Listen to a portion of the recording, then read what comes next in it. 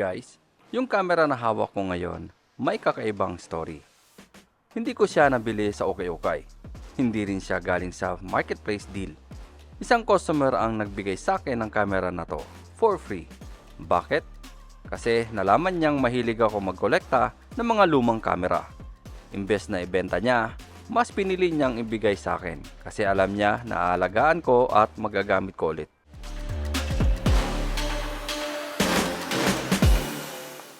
At ito siya guys, ang Pentax K10D. Isang DSLR camera na nirelease noong 2006, kaya halos 20 years old na itong camera. Ang binigay niya sa akin hindi lang basta body, kasama ang battery grip, dalawang battery at charger. At kulang lang wala siyang lens.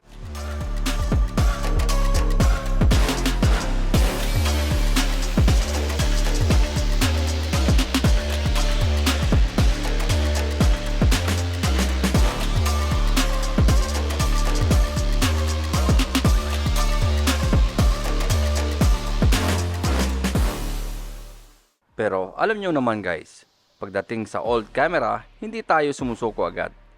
Para sa iba, baka nakatago lang ito sa cabinet. Pero sa akin, bawat lumang camera may karakter at may kwento. Kaya bumili ako ng adapter para mabuhay ulit siya gamit yung vintage lens na meron ako.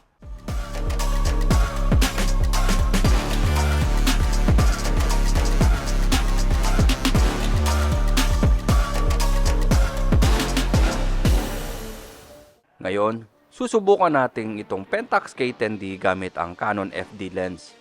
At meron din akong lens galing sa Pentax K1000 film camera na gusto kong itest dito. Ang tanong, after almost 20 years, kaya pa ba nitong gumawa ng magandang photos sa 2026?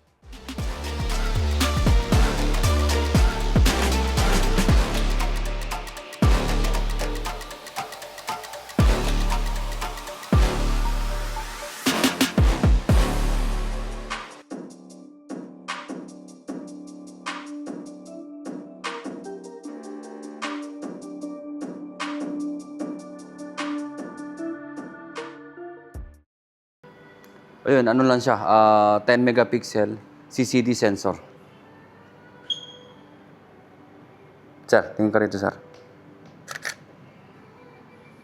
Ba, lahat puro puti, di ba? Isa pa. Ito tawag na white balance. Diba? Dito siya mukha siyang overexposed. Pero kung sa ano talaga to, pag yung original na file niya, hindi siya sobrang puti. Sa LCD screen lang. Yun. So, kailangan natin kapain yung LCD screen tsaka yung ano niya. Yung settings talaga, kung sakto ba talaga. Yun nga, yung lente natin is Pentax 50.1.7, 50mm 0.1.7. Galing sa Pentax na K1000. Yeah. So, mamaya subukan din natin to sa labas. Jo, tsaka lang Jo. Kasi bagong dating ka eh. Yeah. Oh, sobrang puti. Isa pa Jo. Grabe yung sobrang puti ito. Di ba? Ayun, salamat kay boss yung nagbigay sa atin ito. Na hanggang sa ngayon nagagamit pa rin natin. Tsaka sulit siyang gamitin guys. Nakaka-relax din gamitin ng mga DSLR, di ba? Hindi sa relax kasi mabigat. Pero kumbaga yung gripping niya napaka maganda sa kamay. Lalo na pag may malaking kamay ka. So, yan, sakto-sakto. Compare ko sa mga APS-C na mirrors. Oo nga pala, APS-C CCD sensor tong K10D. Di ba?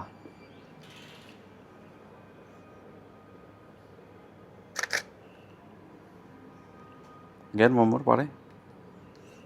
Yun, so minsan nakakamiss din yung tunog ng ng mga DSLR eh. Ito, pakinggan nyo. Ayan, di ba? Minsan nakakamiss din yung tunog ng shutter ng mga DSLR. Kaya, ayan, para sa akin, sulit pa rin. Tsaka masarap gamitin ng mga DSLR kahit sa 2026. So, yan.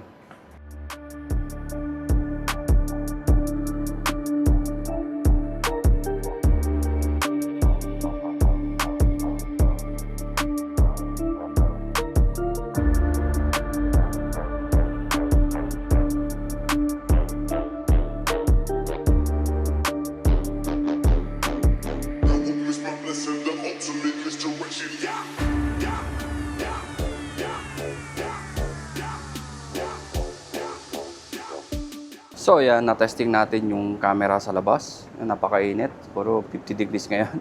So time check, mga nasa alas 12 na. At ayun, medyo mainit nga. Pero tinesting natin yung camera. Wala nga lang tayong ND filter, pero yun, check na lang natin.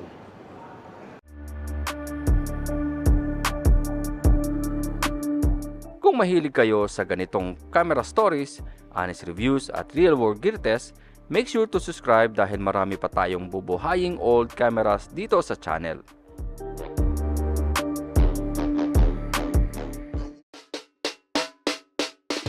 And before we end this video guys, I want to share something special. As someone who loves cameras, photography, and filmmaking, I'm starting a new journey in one of the most beautiful islands in the Philippines. Introducing Siquijor Camera House, a camera rental service made for travelers, vloggers, and creators visiting Siquijor. Soon you can rent cameras, lenses, and creator tools, from simple travel cameras, vlogging setup, up to cinematic creator packages. So even if you travel without bringing your own gear, you can still capture amazing memories, because when you visit a beautiful place like Siquijor, don't just explore the island. Capture your story. Our rental service is coming soon, so please support us by liking and following our official Facebook page, Siquijor Camera House. Be part of our journey from the beginning. Rent, shoot, and explore.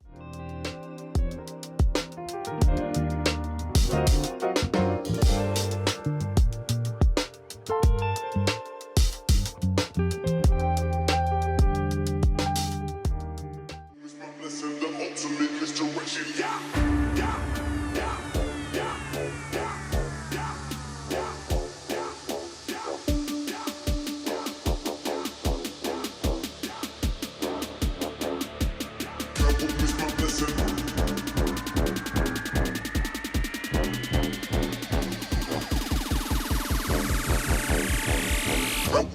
Listen, the ultimate inspiration.